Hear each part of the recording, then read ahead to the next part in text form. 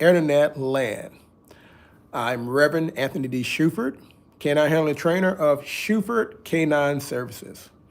Now, today, the subject is going to be the truth about owning giant German Schnauzers. All right.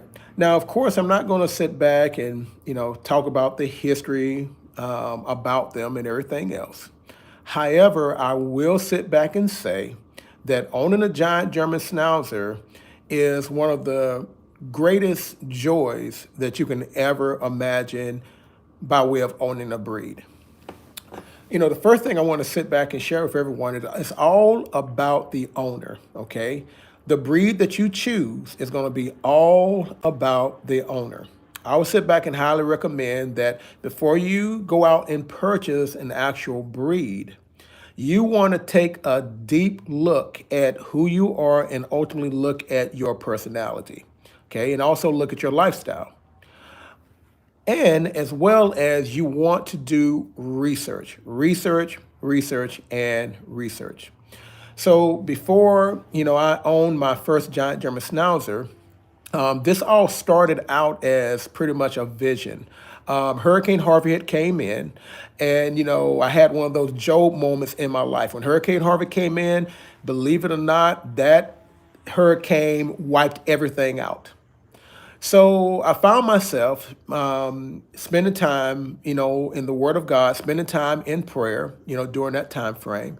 And God impressed upon me and upon my heart to basically seek out the breed that will be potentially a dream dog, okay?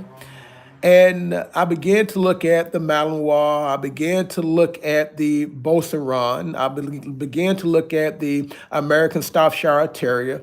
But then all of a sudden I saw this, YouTube clip of the giant German Schnauzer, and it was an owner who sit back and he began to explain, of what he owned prior and what caused him to choose such an elegant breed and such an exotic breed, which was the giant German Schnauzer. Now, what I did not know was how hard it is to obtain a giant German Schnauzer, how hard it is to, basically, get, one of these specimens of God's creatures. So for 3.5 years, I sit back and I research. I research the breed. I sit back and I research, okay, well, what was the attributes of the breed, the characteristics of the breed, and of course, where the breed excelled in most. So your giant German Schnauzers are going to excel in IGP, protection sports, Schutzen, which in German, Schutzen means, guess what, protection, advanced level obedience, search and rescue, service canine work, and as well as security and guard and protection for personal protection. So I chose the giant German Schnauzer because of the fact of I'm a combat veteran, I'm very militant, I'm very structured, and I'm very disciplined. This breed in particular responds very well to structure and discipline. And of course, this breed too as well is a breed that is very Velcro-ish. So when you go out and you select this breed and you purchase this breed, you need to know firsthand that this breed is going to want to be the center of your world, okay? And you need to sit back and begin to map out whether or not will you have time to invest in this breed, because this breed seeks a lot of your attention. All right, now, this breed is not like a Malinois. This breed is not so much as like a German Shepherd. This breed in particular, it stands alone. Now, this breed is going to require you to do a little bit of maintenance. That maintenance is going to be, of course, with their hair. All right, now, I'm going to introduce you guys to my giants. Kira, come, Kira, come. All right, now, Kira's coming up. Recall is so important. Guess what? Here she is. Come here, Kira, come. Everybody say, hey, Kira. Hey, Kira. All right. That's going to be my first little girl and everything else. Kyrus. Come here, Kyrus. Come. Kyrus, get on over here. He was sleeping, by the way, ladies and gentlemen. Let me get Kyrus' big head up here. He is massive. Oh, okay. Now we got them all coming up. Everybody say, hey. Hey, Kira. Everybody say, hey, Kyrus. These guys are huge, as you can see, right? So understand when you get a giant German Schnauzer, they become huge. Do you understand me? Huge. All right. So now let her know that she needs to go ahead on and get down. Get down there, bud. All right. Down. Karis, down. All right. So now, obedience training is so important, okay? I want everybody to understand that obedience training is important because these guys can become very, very impulsive, and these guys can really lead your home. They're very intelligent. These guys are recognized as being the human brain dog. Now, you may sit back and ask, well, why is it that you got two? Why is it that you got two? Actually, my main goal is to basically have about 7 of these or 12 of them, by the way. All right. Because of the fact of number one, I am a professional canine handler trainer. Okay. This is the breed that I specialize in. Okay. And this is the breed that I want to be able to breed for the health. I want to breed for the trainability of these canines. And of course, God has impressed upon my heart to specialize in them and learn so much about them. I am a student to these canines. I just want to let you know, they teach me something new every single day. And I want everyone to know out there that if you're looking to most definitely have these breeds, it's not impossible. And when you begin to talk to breeders, I want you guys to understand that the breeders may give you a hard time. They may ask you a lot of questions. You have to apply for these, okay? Our breeds came from overseas. So we decided to go outside of the country because of the fact of we wanted to try to get as close to the origins of where the breeds derived out of, which is actually Germany, all right? Now, the next thing I want to share with you guys is you got to have a plan, okay? You have to have a plan and a strategy for how you're going to train these canines, all right? Now, for this goes for anybody out there who is going to be looking to purchase a puppy across the board, all right? I want everybody to understand that you need to have a plan because the canines are going to always desire to learn from you. The reason why she is so in my space right now and so close to me, remember when I shared with you guys that giant German Schnauzers are Velcro? They really, really, really, really, truly are. So you've got to learn how to deal with that. So that means when you get ready to go potty or go to the bathroom, guess where these guys are going to go? Both of them. They're going to come visit you in the bathroom. When you get ready to take a shower, where do you think they're going to go? They're going to come, guess what? And guess what? Be where you're showering at. When you get ready to go change your clothes, guess where these guys are going to go? They're going to come into your room. All right, get down. Okay. They're going to come into your room. Okay. And they're going to be exactly where you are. And when you get ready to go to sleep, when you close your door, they're going to scratch at your door and they're going to say, hey, we want to come and lay next to you because we want to protect you, all right? So giant German Schnauzers are very natural guard and protectors, and they can be very territorial, all right? Okay? So when we start looking at owning a giant German Schnauzer, you need to invest in obedience training. These breeds are not cheap breeds on the market. They're very expensive, all right?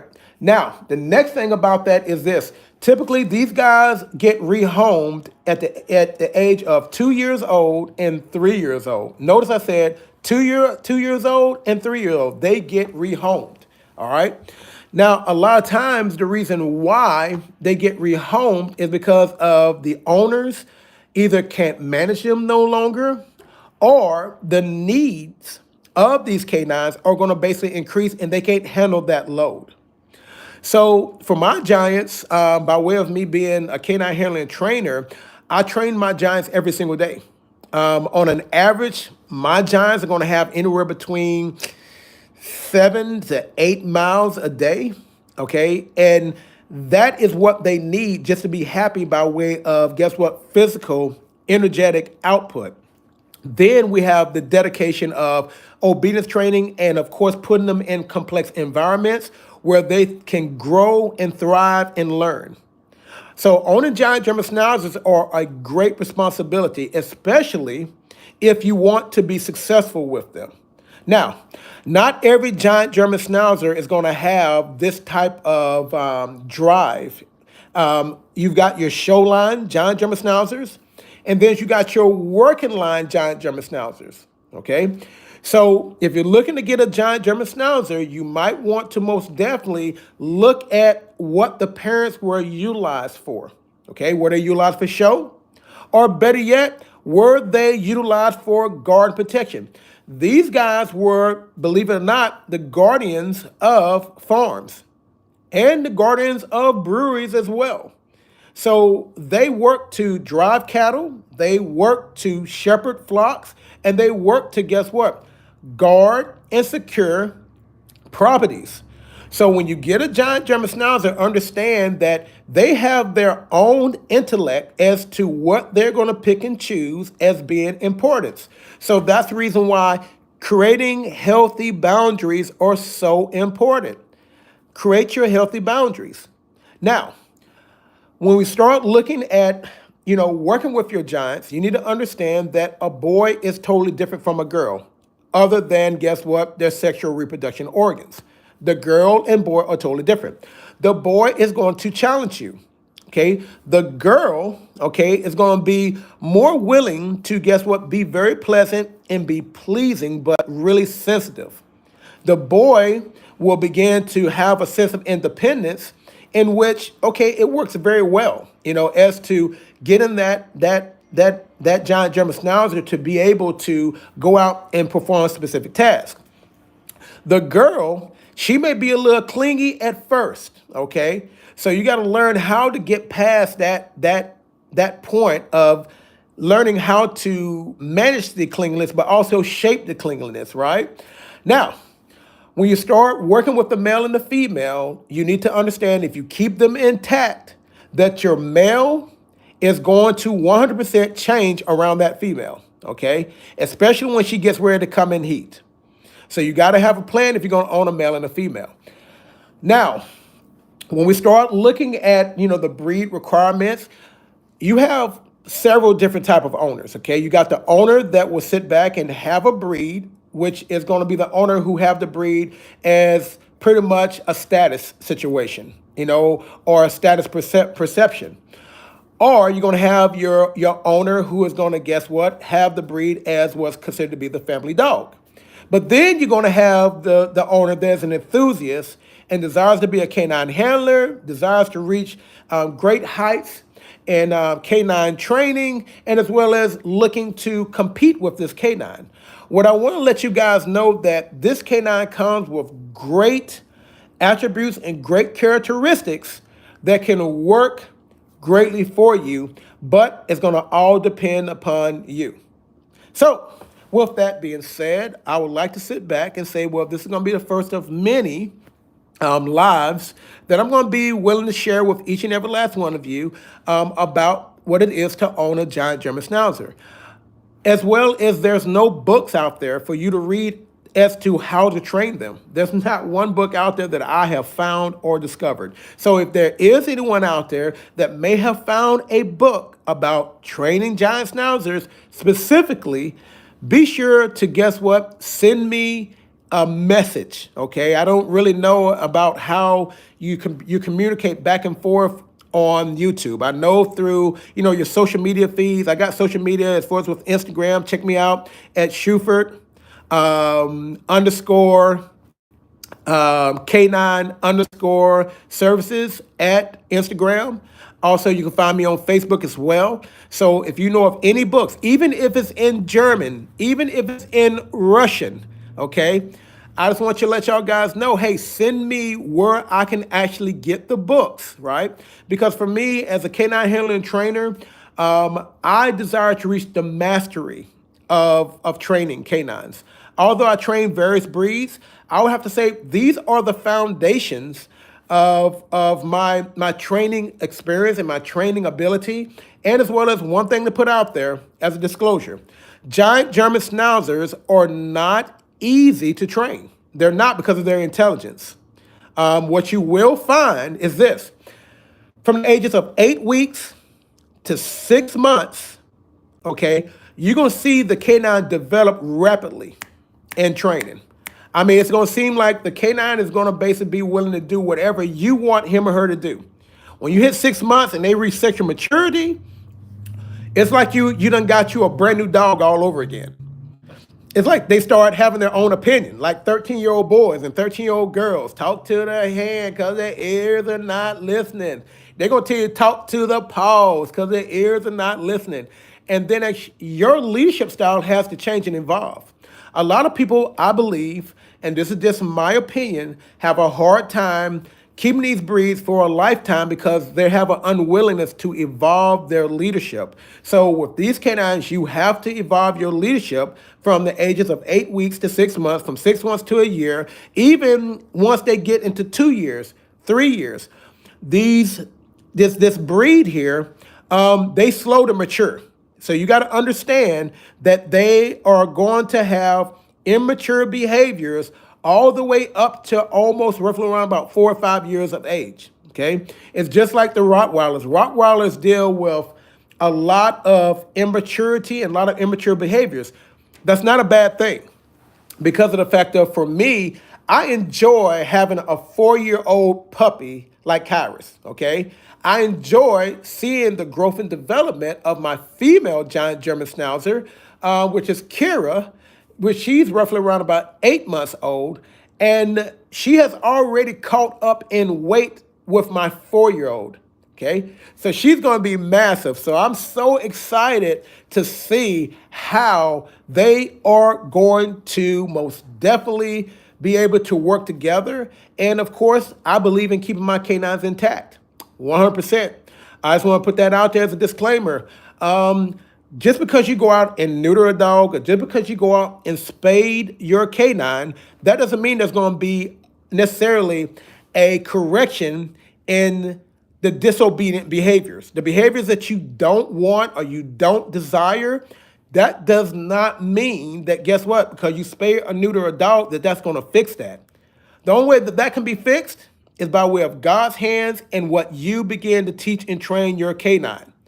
Sexual reproductive organ, okay, of where, say for instance, a female has the uterus and has the ovaries, and the male has the testicle and the genitalias. You got to understand that's all about hormonal production and hormonal regulation, okay, from a sexual reproductive standpoint, and as well as those hormones are in charge of the growth and development of your canine, okay?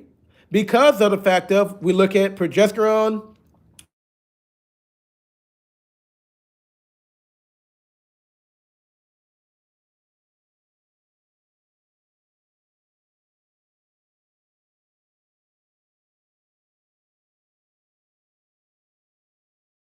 Okay, my feed just paused up. I'm at 17:55. All right, just waiting for it to start back up. All right, we're starting to back up.